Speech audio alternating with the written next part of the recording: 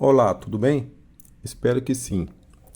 Seja bem-vindo a mais uma aula de tratamento térmico.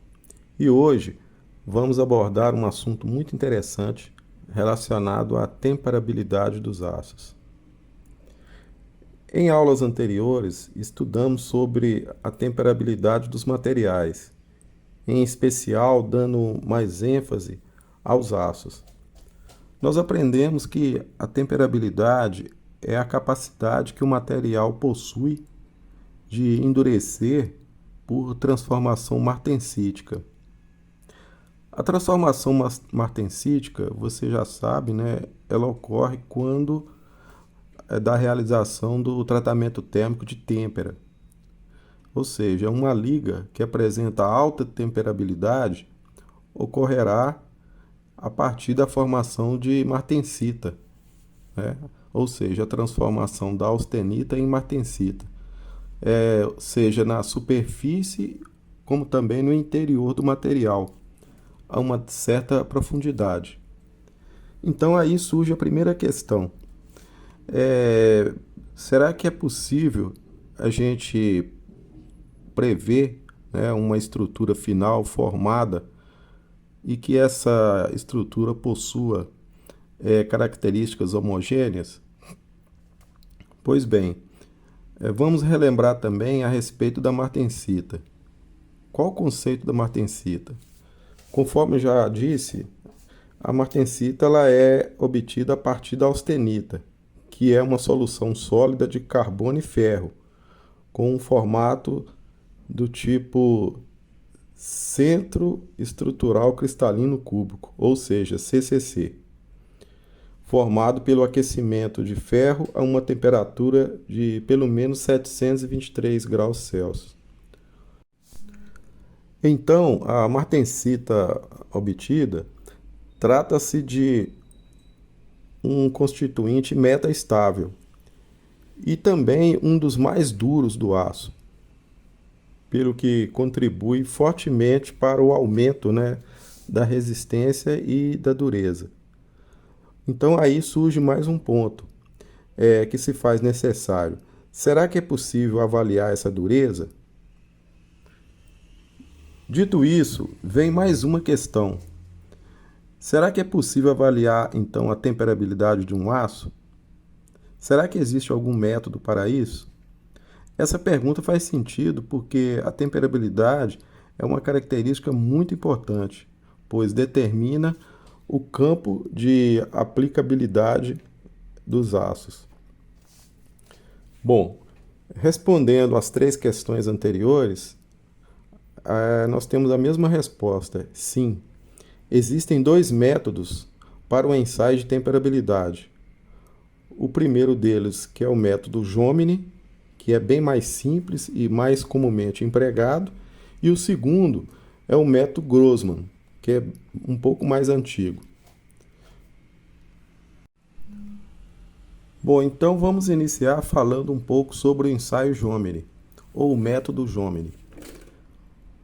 Por definição e de maneira geral, esse tipo de ensaio é designado para avaliar a temperabilidade de um aço, ou seja, a capacidade desse aço de se obter martensita por tratamento térmico de têmpera. Esse método foi desenvolvido por Walter Jomini e seus colaboradores, e ele é um ensaio mais usado na indústria até o presente momento, pois a partir de um único corpo de prova é possível determinar se a diminuição do teor de martensita no aço, como função do seu tamanho, levando-se em consideração a ação de diferentes taxas de resfriamento ao longo do seu comprimento. Na verdade, consiste de um dispositivo onde se coloca um corpo de prova cilíndrico austenitizado sobre um jato de água até o seu total resfriamento e em seguida é feita, né, a medida de dureza ao longo de todo o seu eixo axial. O procedimento do ensaio é descrito na norma ASTM A255. Então, basicamente, nós temos três fases.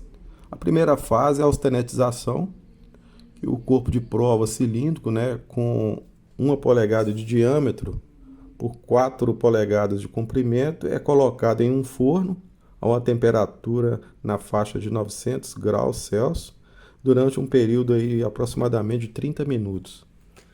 Em seguida, é feito o resfriamento, né?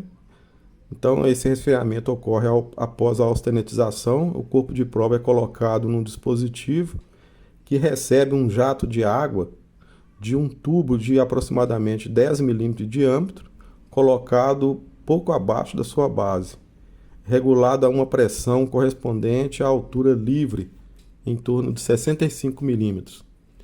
E por fim, na terceira fase, é feita a medição de dureza, né? A dureza é medida em Rockwell C, na escala C, a partir de um corte transversal à peça seccionada em intervalos de em torno de 1/16 da polegada. Observe que a velocidade de resfriamento ao longo da barra é quase idêntica para os aços carbono e os aços de baixa liga. Obtém-se uma curva semelhante conforme representado nessa imagem. Esse comportamento padrão acontece porque as propriedades térmicas, como condutividade, são praticamente iguais, né, para todos esses materiais que eu acabei de citar. É claro que os gradientes de temperatura são maiores na região mais próxima, basicamente na extremidade que foi borrifada, né? Os valores resultantes da dureza ao longo da barra são mostrados na figura abaixo. Você pode notar que quanto maior é a velocidade de resfriamento, maior é a dureza. Isso está diretamente relacionado aos produtos resultantes do resfriamento, como por exemplo a martensita, perlita fina e grossa. A presença de elementos de liga retarda o início das transformações difusivas. Esse fato pode ser visto como um deslocamento para a direita das curvas em C dos diagramas TTT. Isto é refletido no ensaio Jomini, como uma distância maior endurecida a partir da extremidade resfriada. Essa é a profundidade de endurecimento ou de endurecibilidade ou ainda de temperabilidade. Aços de elevada endurecibilidade possibilitam a obtenção de martensita de elevada dureza em componentes de grandes dimensões, tais como matrizes, de máquinas e etc. Aços de baixa temperabilidade ficam restritos à confecção de chaves de fenda, engrenagens de pequenas dimensões e outros componentes de máquinas similares. Bom, o ensaio Jomini, ele apresenta uma série de vantagens, como por exemplo, facilidade de realização, os custos são relativamente baixos, ele fornece os dados de dureza pela taxa de resfriamento. É interessante dizer que com um só ensaio, né, nós temos várias velocidades de resfriamento e é um ensaio que tem uma boa reprodutibilidade de resultados, né, para fins de avaliação do material. Agora, ele apresenta também algumas desvantagens. Não é aplicável para aços de baixa temperabilidade, já era de se esperar, né? Não é aplicável para aços de elevada temperabilidade, ou seja, temperabilidade muito acima do padrão, e não fornece dados aprofundados para transformações intermediárias. Outro ensaio muito utilizado, não, porém menos, né, do que o ensaio Jomini, é o Grossman, né? O ensaio Grossman ele foi desenvolvido por Grossman e seus colaboradores e visa determinar a temperabilidade dos aços utilizando-se uma série de corpos de prova de diâmetros diferentes que são submetidos a aquecimento de austenitização e posterior resfriamento em meio de têmpera característico para cada composição de liga. Em seguida, né, essas barras temperadas são cortadas no sentido transversal e a sua dureza é medida da superfície em direção ao centro. São geradas diagramas, né, a partir do ensaio, como se fosse diagramas de penetração de dureza, a partir da seção transversal dessas barras. É interessante dizer que, assim, de maneira geral, o ensaio Grossman consiste em resfriar a partir do estado austenítico, essas mesmas barras, né, nos diâmetros com valores crescentes. As barras são cerradas e mede-se a dureza no centro delas. Então é feito um gráfico, né, de dureza, considerando o centro pelo diâmetro. Ou seja, dureza do centro pelo valor do diâmetro. Aqui, através da imagem, nós podemos ver, né, uma sequência de barras, partindo das barras mais finas, né? Então você tem aí uma distribuição, né, de 1 a 6. Então, conforme eu disse, né, as barras são resfriadas, né, a partir do estado austenítico, são diâmetros crescentes, né? Aqui nessa imagem nós temos os gráficos que foram gerados, né? Aqui considerando o aço AESI 3140, que é um aço ligado, né? Nós temos as curvas, né? Aqui foi feito 2 tipos de resfriamento, um em água e outro em óleo. Perceba que a diferença das curvas, né? Então nós temos um gráfico cruzando informações entre a dureza e o diâmetro da barra, conforme eu havia dito. Aqui nós temos um outro gráfico, né, mostrando, por exemplo, a distância do centro em centímetros, né? No eixo Y nós temos o registro do valor da dureza para a escala Vickers e Rockwell. Interessante também dizer que no ponto médio, nós temos a indicação do que nós chamamos de dureza crítica, que é um ponto interessante aí para esse ensaio. Aqui nós vemos 2 gráficos para fazer o controle, né, e análise das durezas. Nós temos ali um ponto de inflexão, representado em vermelho, e um outro ponto de inflexão representado em azul, ou seja, para aços diferentes. Então você pode fazer aí uma comparação, inclusive em relação aos valores do diâmetro. A conclusão aqui é que a temperabilidade do aço 1 é maior do que a do aço 2. Aqui nós temos mais uma representação do diâmetro crítico, né? O diâmetro crítico é a inflexão da curva, diâmetro no qual o componente possui em seu centro dureza aproximadamente de 50% de martensita e 50% de perlita. E um HRC, né, uma dureza Rockwell de 52. Então nós temos ali uma linha tracejada indicando, né, a região para esse diâmetro crítico. Aqui nós temos mais 2 curvas, né, analisando o centro do corpo de prova. São resultados obtidos a partir de uma curva em U, referente ao ensaio realizado em 2 aços diferentes. A grande desvantagem desse processo, né, do método Grossman, ou ensaio Grossman, como queiram, é o número muito grande de corpo de prova que são necessários para se fazer o ensaio, né?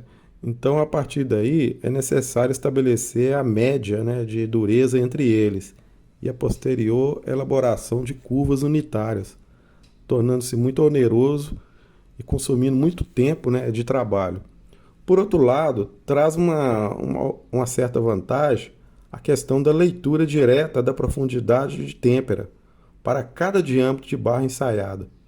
Então, no ensaio de temperabilidade Grossman, as seções transversais são examinadas através de microscopia óptica para se determinar qual o corpo de prova que produziu 50% de martensita no seu centro.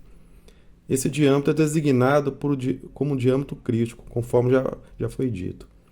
Contudo, essa dimensão não é um valor absoluto e representativo da temperabilidade, uma vez que depende do meio de resfriamento de têmpera. conforme foi dito, né, podendo ser salmoura, água, óleo e outros. Portanto, é necessário estabelecer quantitativamente a eficiência dos diferentes meios de têmpera. Para isso, determinam-se coeficientes que medem a severidade da têmpera, geralmente designados por coeficiente H. Na tabela abaixo estão indicados os valores típicos de H para os 3 tipos de têmpera, comuns e várias condições de agitação. Então, para finalizar, nós podemos dizer que tanto o ensaio Jomini como o ensaio Grossman, uma vez realizados, são interessantes para a indústria, no que diz respeito à avaliação da temperabilidade do material. De certo que eles possuem vantagens e desvantagens, conforme já foi dito. A diferença, portanto, está na forma de realização desses ensaios, onde o método Grossman, necessita de vários corpos de prova para ser realizado. E já no Jomini, faz-se o uso apenas de um corpo de prova para a determinação da temperabilidade do material. Nesse caso, obtém-se as curvas de dureza para as diferentes condições de têmpera e taxas de resfriamento distintas. Então, eu vou me despedir por aqui, desejo sucesso a todos vocês e continue estudando o assunto, pois ele é de suma importância para a área de metalurgia. Um forte abraço. O vídeo a seguir trata de uma prática realizada no laboratório do curso de Engenharia Mecânica e de Engenharia de Controle e Automação da Faculdade de Engenharia da Unicamp. Eu vou pedir a você para assistir esse vídeo, atentamente, para que você possa ver maiores detalhes sobre esse ensaio. Experimento 5. Ensaio de temperabilidade de Jomini. O experimento 5 consiste em avaliar a temperabilidade de 2 ligas de aço, sendo uma do aço SAE 1045 e outra do aço SAE 4340. Neste experimento, os procedimentos de ensaio seguem o regimento da norma americana ASTM-A 255. Toda a metodologia de testes foi dividida em 4 etapas, que são: preparo do corpo de prova, ensaio de Jomini, ensaio de dureza e metalografia. Na primeira etapa, os 2 corpos de prova devem ser confeccionados a partir dos materiais na condição inicial de como recebido, conforme as medidas geométricas estabelecidas pela norma. Basicamente, o corpo de prova possui o formato de um cilindro, com um ressalto para apoio. A modelagem desse formato foi conseguida pelo processo de usinagem por torneamento. O próximo passo corresponde ao ensaio de Jomini. Nessa etapa, os corpos de prova são submetidos a um tratamento térmico de austenitização, e logo em seguida, são resfriados unidirecionalmente de forma controlada. Na austenitização, as amostras são aquecidas até a temperatura de 900 graus Celsius, durante 30 minutos de permanência, para completa homogeneização e dissolução de carbonetos na estrutura, com a formação da fase austenita em todo o material. Após o tempo de tratamento térmico, o corpo de prova é submetido a um resfriamento convectivo na sua extremidade inferior, que induz diferentes taxas de resfriamento ao longo do seu comprimento longitudinal, sendo a taxa mais severa na base da amostra e a mais branda no outro extremo. O dispositivo usado para a realização do resfriamento consiste de um suporte para o apoio do corpo de prova, reservatório de contenção, descarga de água e válvula de controle do fluxo, para permitir a vazão necessária para a obtenção de uma coluna de água de 63 mm de altura. Outro ponto importante do dispositivo são as medidas impostas pela norma, em que o diâmetro do tubo gerador de fluxo e o comprimento da separação entre a base do corpo de prova e esse medem 12,7 mm. Observe a realização do ensaio.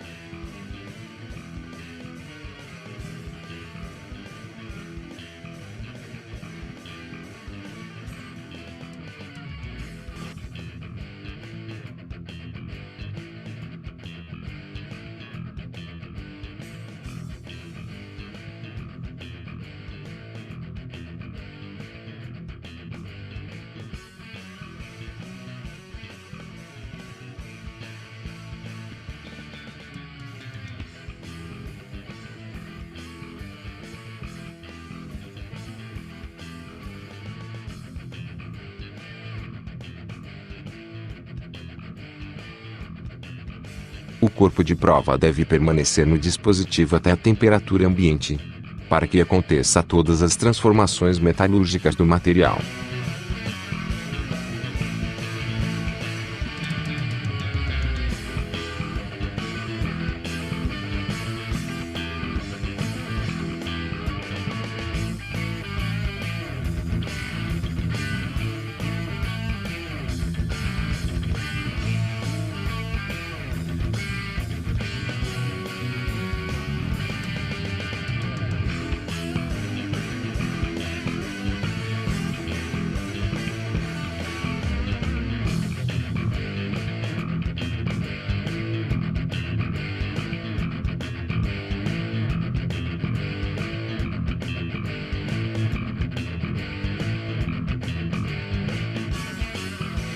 Com a finalização desse procedimento, a próxima etapa corresponde ao ensaio de dureza.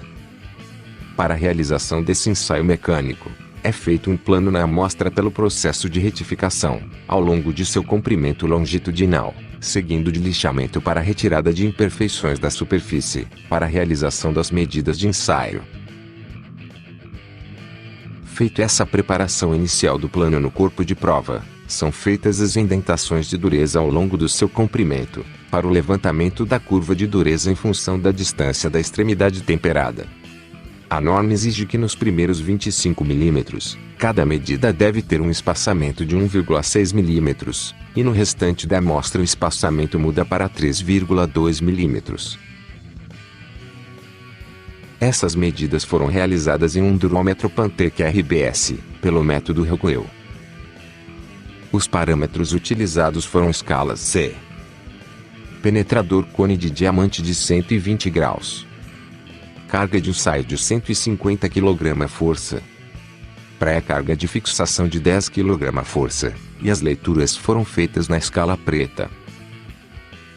Observe as medidas de ensaio para algumas posições do corpo de prova. Note que à medida que se distancia da extremidade resfriada, a dureza vai diminuindo, caracterizando a presença de um gradiente para essa propriedade.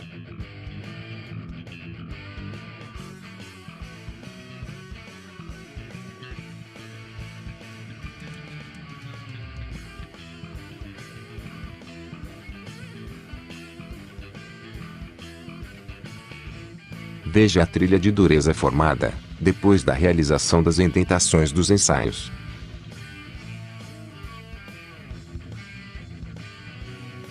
Finalizadas as análises de dureza, resta a última etapa do experimento, que é a realização da metalografia do material das amostras de cada aço. Nessa etapa, é cortado 1/4 de cilindro da base do corpo de prova, para a análise das transformações e transições de fases nessa superfície longitudinal.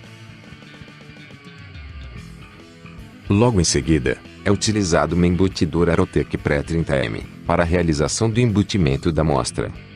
O material usado para o revestimento é a baquelite, um tipo de polímero termofixo na forma granular, que quando aquecido sob pressão envolvia a amostra, e adquiria rigidez, permitindo um melhor manuseio durante a preparação metalográfica. A embutidora possui um sistema de pressão hidráulica e resistências para gerar a compactação e aquecimento necessário para o processo de polimerização da baquelite. As partes da máquina são suporte de amostra, êmbolo, tampa de fechamento, botões de acionamento, sistema de aquecimento de controle digital, braço de aplicação de carga hidráulica, manômetro para controle de pressão e válvula de alívio de carga. Observe a realização do processo.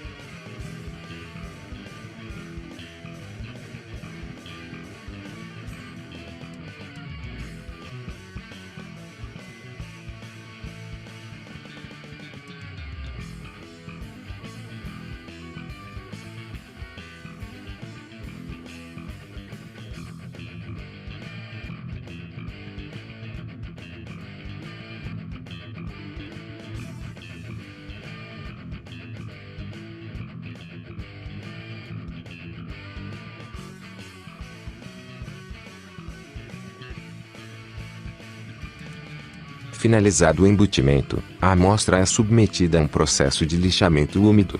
A máquina utilizada foi uma Politriz Aroteca PL2.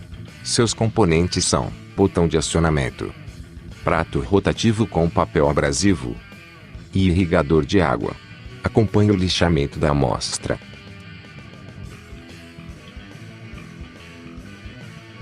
Essa técnica é utilizada com o objetivo de remover os defeitos superficiais da amostra, como riscos e irregularidades para obtenção de uma superfície com acabamento quase especular. Durante esse processo, o material passa por várias lixas, desde as mais grosseiras como a lixa 120, até as mais finas como a 1200. Durante o processo de lixamento, tem-se o cuidado de orientar os riscos da amostra em uma única direção, para que durante a mudança de lixa, a amostra seja girada 90 graus, e a lixa subsequente possa sempre consumir os riscos da anterior, e com isso, otimizar o tempo de trabalho. A água é usada durante toda a preparação, para que não ocorra aquecimento do material, e provoque uma eventual mudança na microestrutura, além de contribuir para a limpeza da superfície que será estudada na microscopia. Finalizado o lixamento, ainda resta alguns riscos na superfície devido à última lixa. A retirada é conseguida com um polimento. Nesse procedimento é usado um pano veludo embebido com uma suspensão de alumina, que possui partículas abrasivas micrométricas, que produzem o acabamento final de uma superfície espelhada. Observe como ficou a amostra depois desse procedimento. Com esse grau de acabamento, a superfície de análise está pronta para ser submetida ao ataque químico, que para esses dois tipos de aços em estudo, foi o Nitol 2%, que corresponde a uma solução de 2% de ácido nítrico em 98% de álcool etílico. Observe a realização do ataque. O processo é feito pela imersão da amostra na solução, e a corrosão é controlado pelo tempo de duração de 15 segundos.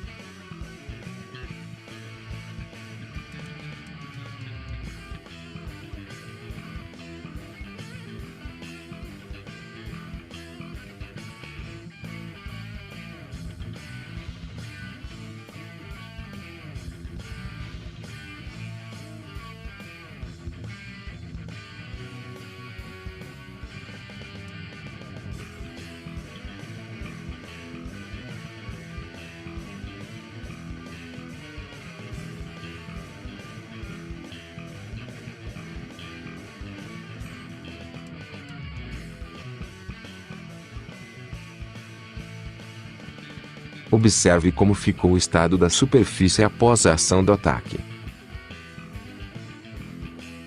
Para mostrar a distribuição das fases reveladas, um microscópio óptico Olympus foi usado.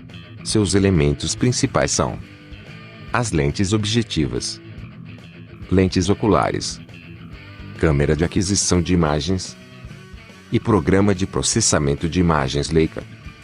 Observe o manuseio do equipamento, em que se busca o ajuste do foco, para revelar a microestrutura de uma das ligas.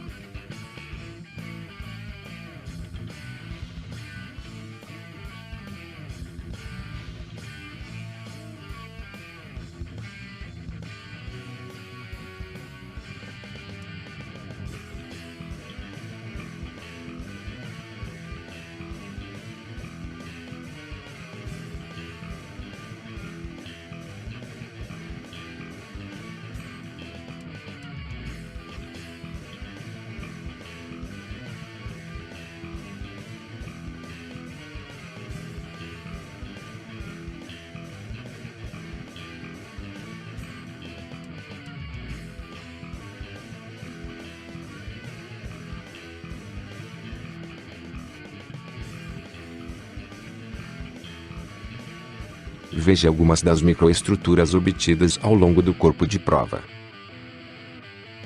Outras fotos, juntamente com as tabelas de durezas dos materiais ensaiados, serão disponibilizados no módulo.